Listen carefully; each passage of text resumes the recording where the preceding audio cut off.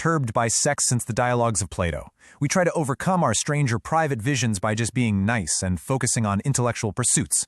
We ask if a new partner likes Bob Dylan, if they've read Tolstoy, or if they enjoy modern art and canoeing. But we often completely ignore whether we actually match in our intimate private kinks. And why? Usually it's out of a deep-seated shame or an intense fear of rejection. It just feels so much safer to debate literature than to reveal what actually excites us physically. But later on, when expensive lawyers are called to dissolve a seemingly perfect, highly educated marriage, the hidden tragedy is often that the couple simply didn't want to own up to what turned them on in private, leaving this massive, unspoken void between them. True romantic intelligence actually means realizing that compatible childhood wounds, yes, wounds, generate erotic currents. What does that actually mean? Well, it means that the quirks, the vulnerabilities, and even the emotional scars we carry from childhood directly shape what makes us feel intimately safe and excited as adults. It's about finding someone who understands those deep-seated quirks and actually wants to explore them with you. Someone who wants to do that specific thing with the blindfold or the cashmere jumper.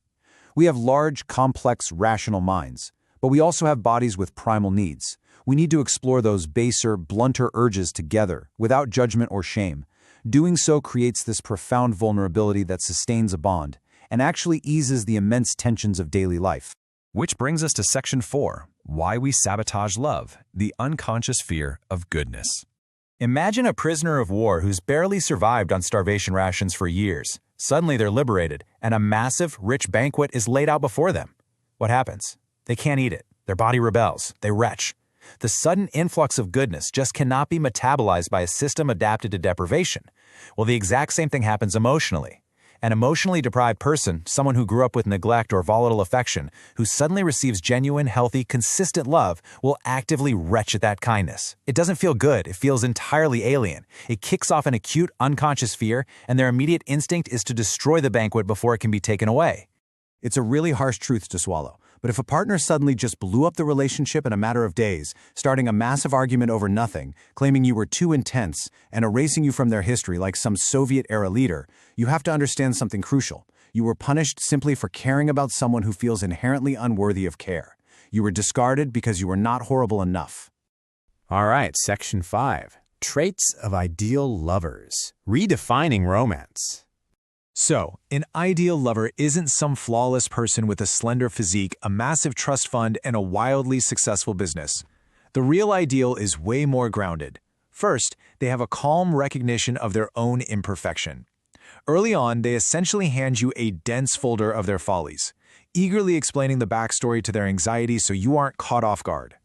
They possess humor. They can genuinely laugh at their own ridiculousness and absurd overreactions.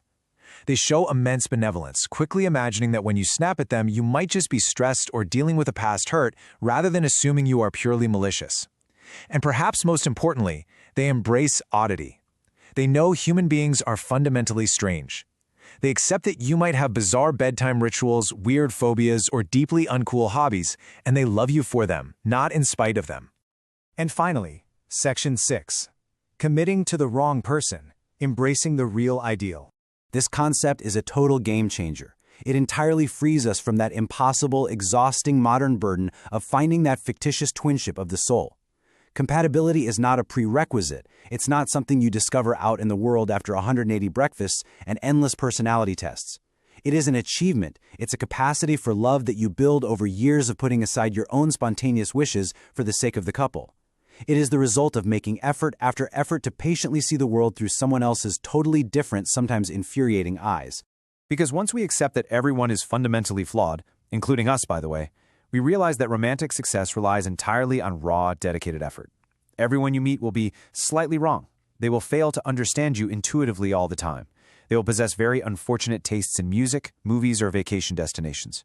And you know what? None of this has to be fatal to your relationship. You absolutely do not need to be in perfect spiritual synchronicity. All you really need is to want, very much, to be together with someone, and to possess the willingness to tolerate the inevitable friction that comes from two wonderfully imperfect people sharing a life. So, as we wrap up this explainer, I want to leave you with this final thought. Perhaps we have vastly exaggerated the importance of finding the exact right person,